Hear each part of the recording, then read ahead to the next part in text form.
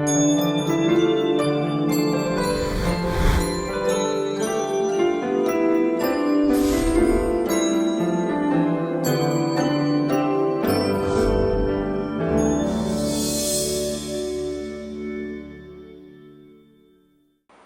everyone, thanks for tuning in. I'm Tiberius. I want to first thank everyone for your support of my last book, The Bible Revealed, the Book of Job. It had some success, and for that I'm truly grateful. I'm especially grateful for those of you who took the time to email me with recommendations for my next book, which is Revelations. So appreciate your support there as well.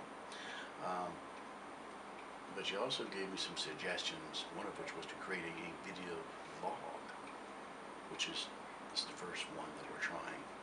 So I hope you find it useful. Because you wanted me to create a forum by which you could submit questions or topics and have me speak on. And many of you chose, coincidentally, the same topic, which is that on same-sex relationships or same-sex marriage. It's a very touchy subject, especially these days, because this particular topic has gained some notoriety in the past few months or even the past few years. So your question to me was, what does the Bible say? What do I think? Okay. Before I go into this, I want to first explain that one of the things you'll never see me do, either in this video, other videos, speeches, or any of my writings, you're never going to see me slam another person, a group of people, culture, religion. It's just not going to happen. If that's what you're looking for, you're going to be very, very disappointed. But let's get on with the topic, shall we? Now, religious leaders, when they talk about same-sex relationships, what they always go to is Leviticus chapter 18, verse 22. And I'll read it for you. Thou shalt not lie with mankind as with womankind. It is abomination. Well, seems pretty clear, doesn't it?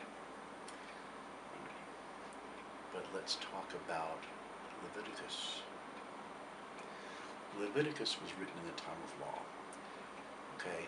And it was written to set down social, ceremonial rules that the children of Israel were to follow as during the Exodus.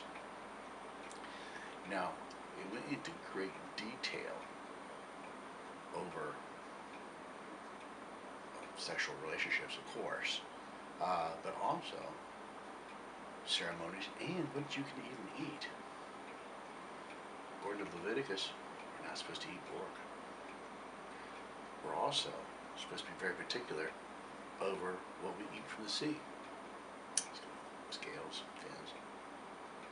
So those of us that have eaten crabs and lobsters, maybe we're wrong too. I live in Japan. We eat squid and octopus all the time. Maybe we're wrong too. Now, I'm not saying this to take away necessarily the importance of Leviticus, because it is a very important book in the Bible, and I'll eventually be writing on that.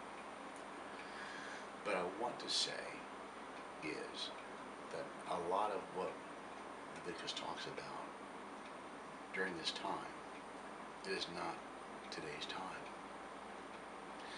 I do not know what God's purpose is as far as same-sex relationships.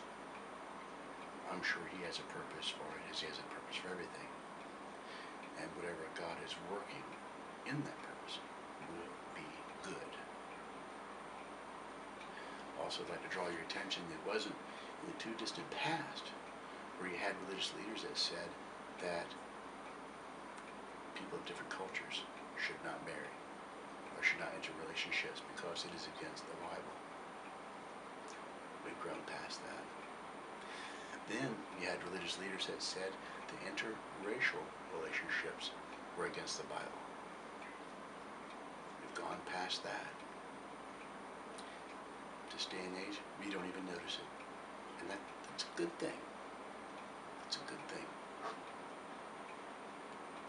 Let's talk about love for a second. The great thing about love is that it knows no boundaries. It has burst through everything. It has burst through age differences. It has burst through cultural differences. It has burst through racial differences. Is it not logical to assume that love can transcend gender also? Now, if you think that I'm speaking for or against it in same-sex relationships, I'm not for or against it. I'm not going to take a position there, and I will tell you what the Bible says. I'll try to put it in perspective for you. And the bottom line is this: we're supposed to love one another. We're not supposed to hate one another because of our differences. We need to grow past that. Remember, again, God has a purpose for everyone and everything. And there is a reason that we're going through this right now. I do not necessarily think that we're turning into Sodom and Gomorrah. Because one thing that I will preach against is like promiscuity. But what I am for is for people who love one another. And I hope you do too.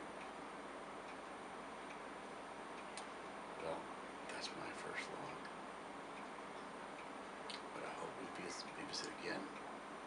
I love each of you. And I hope to see you soon.